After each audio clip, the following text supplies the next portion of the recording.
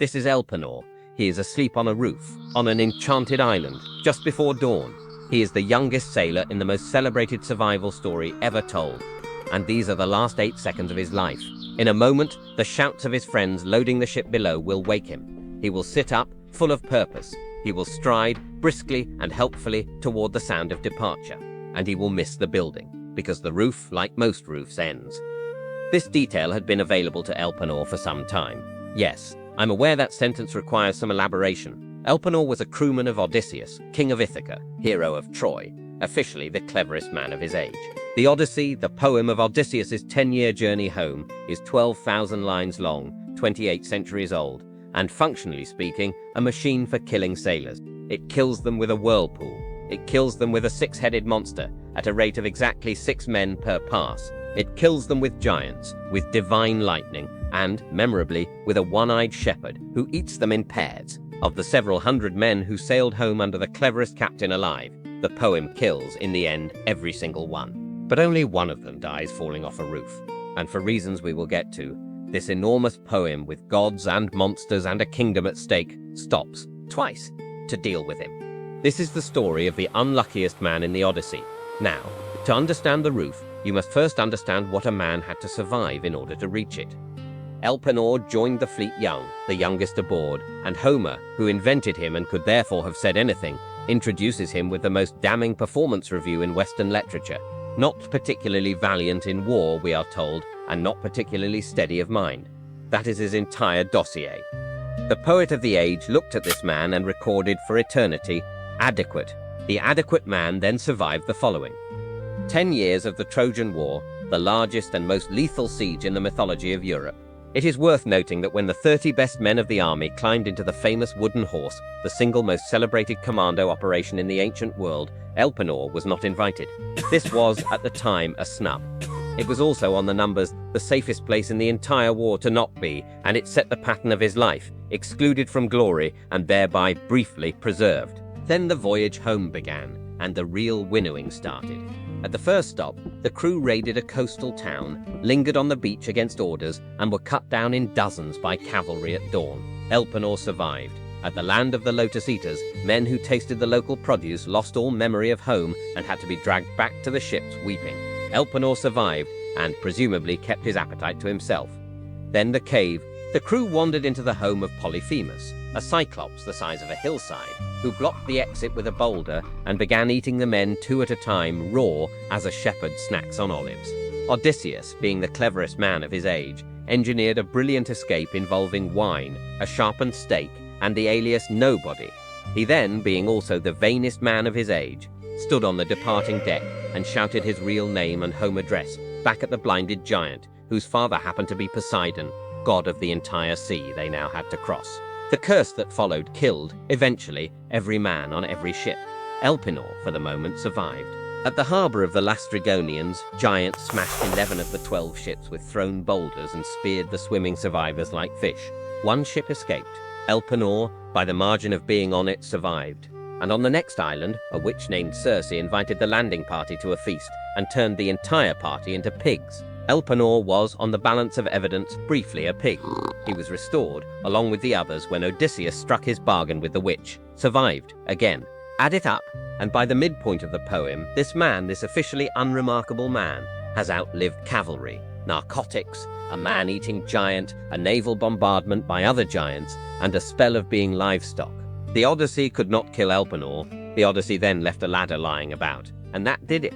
It gets worse, and in a moment it will get worse specifically. The crew spent a full year on Circe's island, recovering, which mostly meant feasting. On the last night, with the ship to be loaded at dawn, Elpenor took his wine up to the flat roof of the great stone house for the cool air and fell asleep under the stars. This is, it must be said, an extremely reasonable thing for a young man to do. It was the coming down that required planning. At dawn, the household woke. His shipmates began hauling stores, shouting, clattering down to the shore. And Elpenor, hearing his friends leaving without him, sat bolt upright, still fogged with wine and sleep, sprang toward the voices, and forgot, in the one moment where it mattered, that he was one story above them. He went off the edge headlong. His neck broke where it meets the spine. And his soul, Homer says, went down to the house of the dead before his cup had been cleared from the table. Nobody saw it, Nobody heard it over the loading. The ship of the cleverest man alive ran its final head count, declared itself complete, and sailed. They left him on the Witch's Island, unburied, unburned, unmourned, and above all, unnoticed. Yes, that's what they did. And here the poem produces its cruelest and most elegant twist, because the ship's next destination, the reason for all the dawn shouting, was the land of the dead itself. Odysseus had been told he must sail to the edge of the world and summon the ghost of a great prophet to learn the way home. So the crew that had just mislaid a man sailed, that same morning, to the one port where he could be waiting for them. Odysseus beached the ship at the world's rim, dug the ritual trench, poured the offerings, and stood back to receive the mighty dead. The shades gathered in their thousands, kings, warriors, famous queens, the prophet he had actually come for, and somewhere in the crowd his own mother, who had died of grief waiting for him. Protocol, prophecy, and poetry all agree on who should have stepped forward first. And the first ghost out of the dark was Elpenor. He beat the prophet, he beat the heroes, he beat the captain's own mother. Not through valor and not through wisdom, those had been ruled out in writing, but through paperwork. The unburied cannot enter the house of the dead, so Elpenor alone was still on the doorstep. First in a queue nobody wants to lead. Odysseus, seeing him, wept and asked the obvious question: "How are you here before us, on foot, faster than my ship?" Which is, for the record, the moment his crew found out. And the ghost of Elpenor did not rage. He did not accuse, though the poem hands him every right to. He asked politely for 3 things. "Do not sail on and leave me a second time," he said, "or the gods will remember it.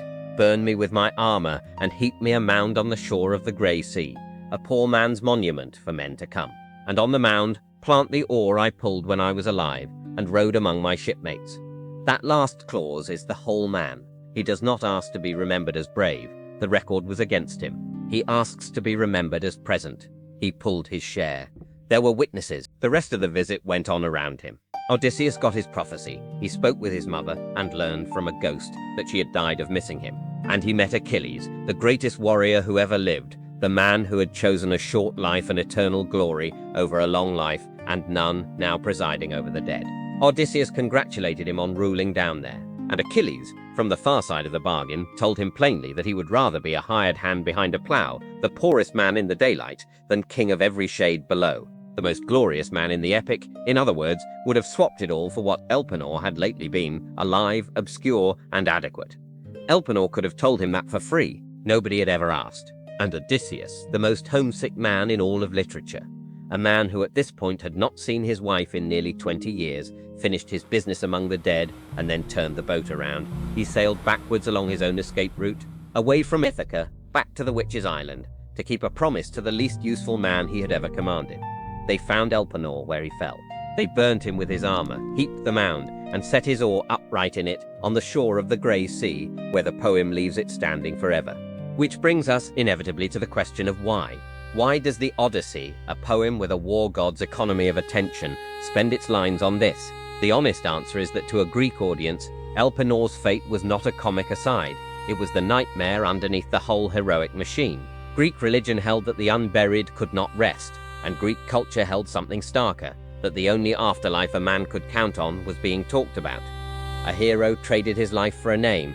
The word for it was kleos, the glory that gets you into the songs, the only currency the Greek afterlife accepted, and it was priced accordingly. Achilles paid with his life. Odysseus paid with 20 years of his. But a nobody, a man whose own poet files him under adequate, had exactly one shot at eternity, that somebody who owed him nothing would go back for the body. The epic stops for Elpenor because every rower in every audience knew which of the 2 men he was. The kings in the hall could hear their own songs coming. The man serving the wine could only hope that, if he fell off something, someone would turn a boat around.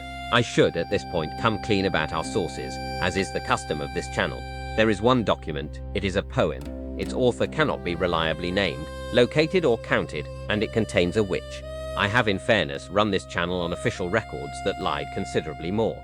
And the poem has outlasted its skeptics in one detail at least. Modern sleep medicine has a formal name for the state Elpenor died in: the confused, uncoordinated surge of a mind acting seconds before it finishes waking. Doctors call it confusional arousal. Its traditional name in the literature is Elpenor syndrome. 28 centuries on, the man Homer rated adequate is a standing diagnosis. You know an Elpenor, by the way. Every workplace keeps one. Never the cleverest in the room, never the bravest, named last on the list if it makes the list at all, present for every disaster, and decorated for none of them.